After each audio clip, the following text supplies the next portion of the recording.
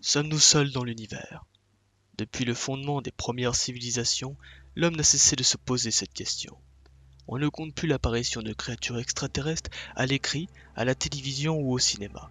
Star Wars, The Thing, E.T., Rencontre du troisième type, Futurama ne sont qu'une goutte d'eau dans un océan de culture bercé autour de ces êtres. En partant de la Terre jusqu'aux exoplanètes habitables, nous verrons comment l'humanité a réagi face aux manifestations douteuses sur Terre et comment les scientifiques envisagent une vie ailleurs que sur notre monde. Faisons un bond en arrière et plongeons en juillet 1947 dans le Nouveau-Mexique aux États-Unis.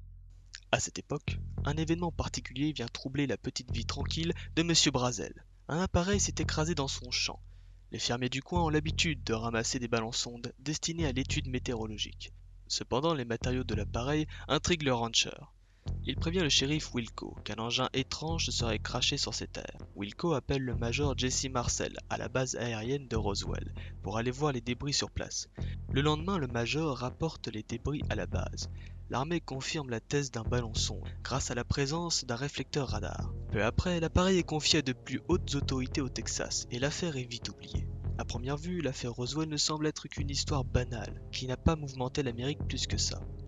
Pourtant, on peut se demander pourquoi en parle-t-on encore aujourd'hui. Beaucoup d'ufologues et de théoriciens ont regroupé plusieurs témoignages non pris en compte à l'époque, dont celui de Jesse Marcel. Mais l'affaire est malheureusement toujours connue à cause du canular de 1995, qui montre une autopsie de l'alien en question. Cette autopsie, lors de sa sortie, a choqué le monde entier. Nous sommes maintenant le 15 août 1977 à l'université d'État de l'Ohio. L'astrophysicien Jerry R. Herman travaille sur le projet SETI, un projet qui vise à analyser les ondes radio provenant du ciel pour trouver une forme de vie extraterrestre. À ce moment-là, il travaille sur son radiotélescope sans se douter de ce qui va arriver. Tout à coup, un signal est enregistré pendant 72 secondes. Une fois que le signal s'estompe, Herman est complètement ébahi et marque WOW dans le commentaire du signal imprimé. Le signal semble provenir de la constellation du Sagittaire, mais il est compliqué de donner un point exact et précis. Mais ce qui est troublant, c'est de voir que pendant 72 secondes, ce signal provenait de cette direction et seulement cette direction. Encore aujourd'hui, aucun consensus scientifique n'a été trouvé, et l'origine du signal WOW est de ce fait encore inexpliquée. Cependant, il est possible que nous soyons nous-mêmes des extraterrestres, ou plutôt notre ancêtre. La panspermie apparaît au 5e siècle avant Jésus-Christ, mais tombe dans l'oubli. Il faudra attendre le milieu du 19e siècle pour que cette idée refasse son apparition. La théorie veut que toutes les premières bactéries, ancêtres de la vie qu'on connaît aujourd'hui, viendraient de météores qui se seraient écrasés sur la Terre il y a des millions d'années. Si cette théorie s'avère vraie, alors il n'est pas impossible que la panspermie se soit reproduite sur d'autres planètes potentiellement habitables. Cependant, nous pouvons nous demander à quoi pourraient ressembler ces races extraterrestres, car la théorie de l'évolution s'appliquerait forcément à eux aussi. Aujourd'hui, grâce à l'étude des exoplanètes, les chercheurs peuvent calculer que certains astres présentent les mêmes caractéristiques favorables à la vie que la Terre. Si un tel monde existe, alors il n'est pas fou de penser que sa biodiversité soit quasi identique à la nôtre. Les espèces animales que nous connaissons sont le fruit de millions d'années d'évolution, et leur apparence, leur instinct est calqué sur leur habitat, y compris notre espèce qui pourrait avoir apparu sur une autre Terre jumelle. Cependant, toutes les planètes potentiellement habitables ne présentent pas les mêmes caractéristiques. La pression et la gravité peuvent jouer un rôle crucial dans le développement de la vie. On pourrait imaginer, pour une planète à forte gravité, des êtres plus imposants et plus robustes, sans nuque pour éviter de se la briser, et assez proches du sol pour pouvoir se nourrir.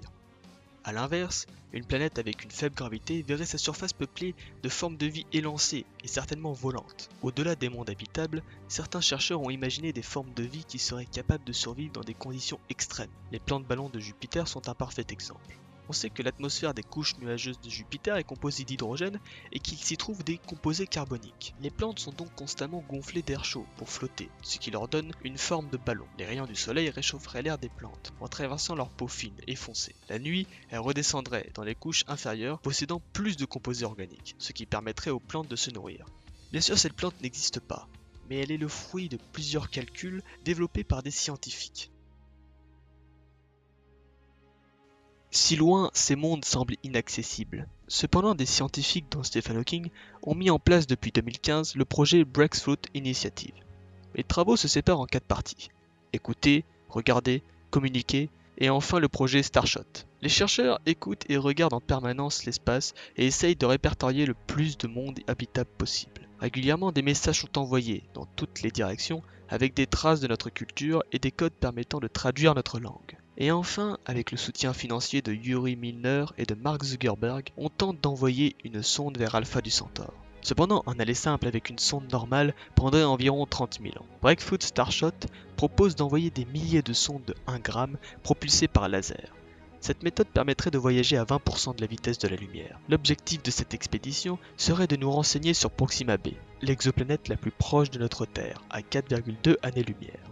Le 23 juin 2017, les sondes faisaient 4 grammes et elles ont réalisé un vol en orbite basse. Si un tel projet se concrétise, nous pourrions avoir des images de Proxima b 40 à 50 ans après le départ des petites sondes. Toutes ces recherches peuvent faire rêver, mais s'il existe des théories sur l'existence des extraterrestres, il est évident que des théories sur le contraire ont émergé. Convaincu de l'existence des extraterrestres dans l'univers? Voici le paradoxe de Fermi. Le physicien se pose une question dans les années 50. S'il y avait des civilisations extraterrestres, leurs représentants devraient déjà être chez nous. Où sont-ils donc? En effet, faisons l'hypothèse que la vie émerge sur une fraction même très minime de ces milliards de planètes. Les dimensions de notre galaxie laissent espérer à une civilisation comme la nôtre, assez proche de la capacité d'explorer une fraction appréciable de la vitesse de la lumière, une exploration d'une large partie de la galaxie en un temps inférieur à 1 million d'années. Or, ce temps n'est que le 10 millième environ de l'âge de notre galaxie, la Voie lactée. Il eût donc été fort probable que notre planète ait reçu la visite de centaines d'espèces différentes, qui sont à ce jour remarquablement absentes. Ce raisonnement concerne que les espèces extraterrestres intelligentes, capables de fonder une civilisation. En effet, la Terre est une planète très jeune à l'échelle de l'univers. Par conséquent, l'humanité aussi. Il est donc probable que des formes de vie soient apparues bien avant nous. Donc cet extraterrestre aurait pu visiter la Terre bien avant notre apparition. Il est possible aussi que la vie suive un schéma répétitif et qui s'appliquerait partout dans l'univers. Toutes les civilisations intelligentes seraient alors vouées à s'autodétruire avant de pouvoir quitter leur planète natale. Il est possible aussi qu'elles aient connu une extinction brutale, comme la Terre l'a subi déjà 5 fois. L'hypothèse la plus pessimiste veut que l'humanité ne soit qu'une exception. La vie n'est que le fruit d'un hasard tellement dur à reproduire que nous soyons les seuls êtres vivants de l'univers tout entier.